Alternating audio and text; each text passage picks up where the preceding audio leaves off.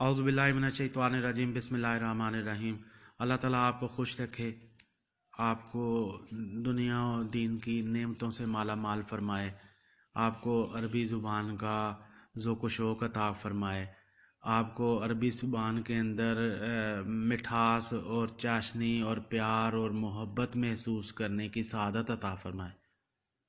بہت ہی خوبصورت زبان ہے، بہت ہی خوبصورت زبان ہے، اور اس حوالے سے اسے پڑھنے کی کوشش کیجیے گا ہمیشہ کہ یہ قرآن پاک کی زبان ہے، یہ اللہ تعالیٰ کی زبان ہے، یہ وہ زبان ہے جس سے اللہ تعالیٰ نے انسان سے مخاطب ہونا پسند فرمایا، اور شاید ان سب سے بڑھ کر، یا میں یہاں کسی ایسی کنٹروورشل سٹیٹمنٹ میں نہیں جانا چاہتا، لیکن یہ ہمارے پیارے نبی، ہمارے پیارے آقا کی صلی اللہ علیہ وآلہ وسلم، صلی اللہ علیہ وآلہ وسلم، صلی اللہ علیہ وآلہ وسلم، صلی اللہ علیہ وآلہ وسلم، صلی اللہ علیہ وآلہ وسلم، ہمارے پیارے آقا کی زبان ہے، ہمارے پیارے رسول کی زبان ہے۔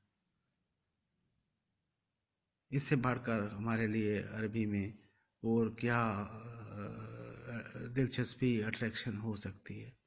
تو میں تو جب بھی عربی پڑھتا تھا، اب بھی پڑھتا ہوں، تو اس تصور سے پڑھتا ہوں کہ کبھی ہمارے آقا بھی، کبھی صحابہ کرام بھی آپس میں یہ زبان گفتگو میں استعمال کرتے ہوں گے، انہوں نے بھی کبھی یہ لفظ بولے ہوں گے۔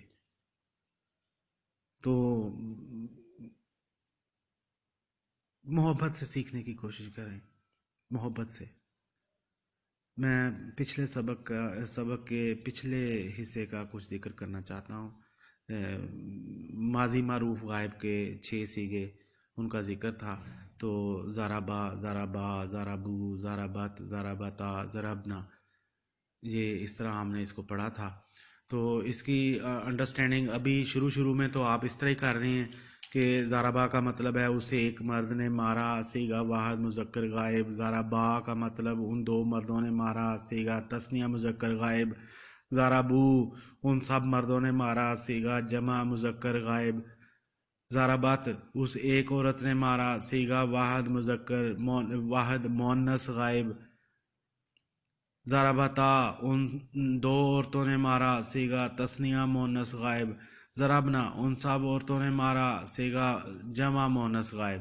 تو ابھی تو آپ اسی طرح پڑھ رہے ہیں، لیکن آہستہ آہستہ پریکٹس سے آپ کو یہ انڈرسٹینڈنگ، الٹیمیٹ انڈرسٹینڈنگ ہو جائے گی، اور آپ ضربہ کہتے ہی آپ کے ذہن میں آ جائے گا کہ یہ ماضی کا صیغہ ہے، یہ ایک آدمی نے انجام دیا ہے، اور وہ مذکر ہے، اور وہ غائب ہے، ہی ہے۔ تو یہ انڈرسٹینڈنگ آپ کو ساتھ ساتھ آپ کے لاشعور کا حصہ بن جائے گی، اپنے آپ ہو جایا کرے گی۔ آپ کو ہر بار اس طرح سے ساتھ دہرانے کی، اس کے معنی کو ساتھ دہرانے کی ضرورت نہیں پڑا کرے گی۔ تو صیغہ واحد مذکر غائب، یہ جو صیغہ کے ساتھ حوالے سے آپ اس کو یاد رکھ رہے ہیں، اس کی تو بالکل ضرورت نہیں پڑے گی، آپ کے لیے اتنا ہی کافی ہوگا کہ ضربہ آپ نے اس کا مطلب سمجھ لیا ہے فوراً کہ یہ کسی ماضی میں یہ فعل واقع ہوا ہے، اس کا مطلب مارنا ہوتا ہے، اور ماضی میں یہ فعل واقع ہوا ہے، اور یہ کسی غائب نے انجام دیا ہے، وہ جو، اور وہ مذکر ہے، اور وہ سنگولر ہے، واحد ہے۔ تو آپ کو یہ انڈرسٹینڈنگ اپنے آپ ہو جایا کرے گی۔ ضربہ، ضربا، ضربو، ضربت، ضربتا، ضربنا، تو اس گردان کے ساتھ ماضی معروف غائب کے 6 صیغوں کی اس گردان کے ساتھ ہم آگے چلتے ہیں۔ اسی سبق کا اگلا حصہ، میرا بڑا دل کر رہا تھا کہ میں اس ایک سبق کو مکمل کر کے اس کی ایکسرسائز کی طرف آؤں۔ تو اس کی ایکسرسائز کے حوالے سے آپ اب دیکھ رہے ہیں کہ کچھ سوالات ہیں۔ ماضی غائب کے 6 صیغے بغیر معنی کے پڑھو، جیسا میں نے آپ کو 2-4 بار پڑھ کے بتایا کہ ضربا، ضربا، ضربو، ضربت، ضربتا، ضربنا، یہ 6 صیغے ہیں جو آپ نے اس طرح پڑھنے ہیں بغیر معنی کے۔ ضربا، ضربا، ضربو، ضربت، ضربتا، ضربنا، دوسرا کویشچن ہے ضربنا کیا سیکھا ہے. تو آپ نے فوراً اس کی گردان کرنی ہے. اس کو یاد رکھنے کا طریقہ یہی ہے کہ اگر آپ کو اس طرح کا کویشچن یا اس کا میننگ سمجھنے کی ضرورت پڑے تو آپ اس کو فوراً دہرائیں گے. زارابا، زارابو، زارابت، زارابتا، ضرابنا. تو آپ کو اندازہ ہوگا کہ پہلے چھ جو یہ مذکر کے یہ غائب کے چھ سیگے ہیں، اور پہلے تین مذکر کے ہیں اور دوسرے تین مونس کے ہیں. تو یہ تیسرے جو مونس کا سیگا، تیسرا مونس کا سیگا ہے، یہ وہ ہے. اور تیسرا مونس کا سیگا جمع مونس کا ہوتا ہے. تو یہ غائب ہے تو جمع مونس غائب کا سیگا ہوگا. اس طرح بھی آپ یاد رکھ سکتے ہیں. تو اگر آپ اور بھی کوئی طریقہ، اپنا ذاتی طریقہ آپ یاد رکھنے کا، ہر انسان کے یاد رکھنے کا اپنے اپنے طریقے ہوتے ہیں. تو میں تو اس طرح یاد رکھتا تھا، اس طرح ہی شروع میں پڑھتا تھا. تو آپ کسی اور طریقے سے بھی یاد رکھ سکتے ہیں. ضربنا کیا سیگا ہے تو آپ ضربا، ضربو، ضربت، ضربتا، ضربنا. تو یہ سیگا جمع مؤنث غائب. آپ کو یہ تو پہلے پتہ چل گیا کہ یہ غائب کے سیگے آپ پڑھ رہے ہیں. اور دوسرا یہ پتہ چل گیا کہ یہ مؤنث کے سیگے پڑھ رہے ہیں. اور تیسرا یہ کہ یہ جمع مؤنث ہے. ظاہر ہے چھٹے نمبر پر آ رہا ہے آپ کو، تو یہ جمع مؤنث ہے. پہلے تین مذکر کے ہیں، دوسرے تین مؤنث کے ہیں. تو معنی ان کا کیا ہے؟ تو ظاہر ہے کہ معنی اس کا یہ ہے کہ اسی طرح آپ نے بتانا ہے کہ ان سب عورتوں نے مارا، ان سب عورتوں نے مارا.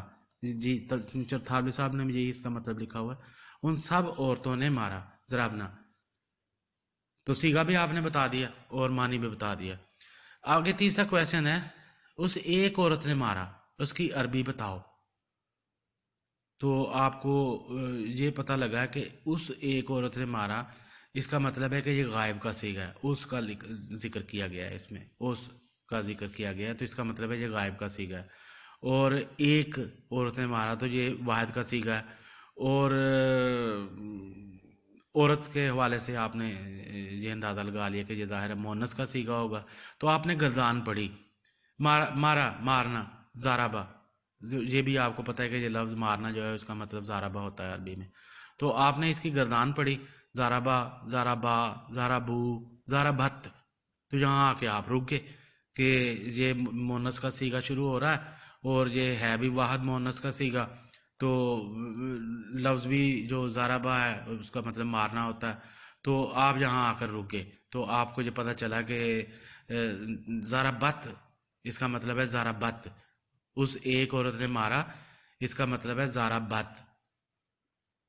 زارابو، چوتھا سوال ہے زارابو کیا سیگا ہے.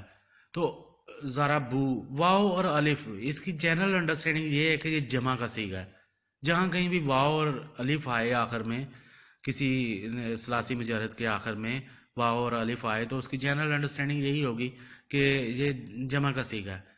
تو اس کے بعد یہ کہ یہ بھی آپ کو تھوڑے سے تجربے کے بعد اندازہ ہو جائے گا کہ یہ مذکر کا، غائب مذکر کا سیگا ہے، جمع مذکر غائب کا سیگا ہے زارابو. تو آپ اس کی گردان بھی پڑھ کے یہاں تک پہنچ سکتے ہیں، زارابا، زارابا، زارابو. تو آپ کو اندازہ ہوگا کہ ہاں جی پہلا تو ہوتا ہے واحد مذکر غائب، اور دوسرا ہوتا ہے تثنیہ مذکر غائب، اور تیسرا ہوتا ہے جمع مذکر غائب. تو یہ جمع مذکر غائب کا سیگا ہے زارابو. تو یہ آپ نے یاد رکھنا ہے کہ یہ غائب، یہ جو غائب ہے تھرڈ پرسن کے لیے استعمال ہو رہا ہے. یہ تو فرسٹ پرسن کے سیگے کون سے ہیں، سیکنڈ کے کون سے ہیں، تھرڈ پرسن کے کون سے ہیں. تو یہ تھوڑا سی آپ کو اس کا فرق ذہن میں رکھنا ہے. جو آہستہ آہستہ بار بار بار بار آگے ہم اس کی مزید کچھ لفظوں کی گردان کریں گے تو اس سے یہ بات اور بھی واضح ہو جائے گی انشاءاللہ. چوتھا کویشچن تھا زارابو کیا سیگا ہے. تو ہم نے اسے بتایا کہ یہ سیگا ہے جمع مذکر غائب کا. تو اس کو آپ نے گردان کر کے بھی دیکھا کہ یہ کہاں آتا ہے لفظ گردان میں. تو آپ نے دیکھا کہ پہلے تین حرف جو ہیں وہ ہوتے ہیں غائب کے اور مذکر غائب کے. تو ماضی کے حوالے سے تو زارابا، زارابا، زارابا زارابو، زارابا زارابا زارابو. تو آپ نے زارابو پر آ کے رک گئے کہ اس کا مطلب ہوتا ہے جمع مذکر غائب. مارا ان سب مردوں نے. میرے علامہ صاحب اللہ تعالیٰ ان کو غریب کے رحمت فرمائے، ان کے درجات بلند فرمائے، جن سے میں نے یہ علامہ صدیق اکبر صاحب جن سے میں نے یہ عربی پڑھی کچھ دن، تو ان کا کمال تھا کہ انہوں نے کچھ دن پڑھانے کے اتنی جامعیت سے، اتنی کاملیت سے پڑھایا کہ 14 دن یا 12 دن میں وہاں گیا اور انہوں نے ان کی بیسکس مجھے پڑھا دی، تو جس سے میں آگے چلنے کے قابل ہو گیا. تو یہ ان کا کمال ہے، میں سمجھتا ہوں چرتھاولی صاحب کا کمال ہے کہ انہوں نے اس قاعدے کو اتنی جامعیت سے لکھا ہوا ہے. یہ علامہ صدیق اکبر صاحب کا کمال ہے کہ انہوں نے اس خوبصورتی سے پڑھایا کہ 10-15 منٹ ہر روز، جس طرح کہ صبح کے وقت بچے جا کے مسجد میں پڑھتے ہیں، میں بھی پڑھا کرتا تھا. آج 30 سال پہلے میں اس وقت بی اے میں ایڈمیشن لیا تھا میں نے، اور بی اے میں آپشنل عربک بھی رکھی تھی. تو اس حوالے سے میں ان کے ساتھ عربی اور فارسی پڑھنے کے لیے حاضر ہوتا تھا ان کی خدمت میں. عربی 100 نمبر کی تھی اور فارسی 200 نمبر کی تھی میری. تو باہر کچھ دن پڑھنے کا اتفاق ہوا، پھر کچھ وجوہات کی وجہ سے میں وہاں حاضر نہ ہو سکا. تو آج کے لیے اتنا ہی رکھتے ہیں. اللہ تعالیٰ آپ کو خوش رکھے، آپ کو ڈھیروں نعمتیں عطا فرمائے دنیا اور آخرت کی، اور عربی کا ذوق و شوق عطا فرمائے. اگلے کلپ تک کے لیے اللہ حافظ.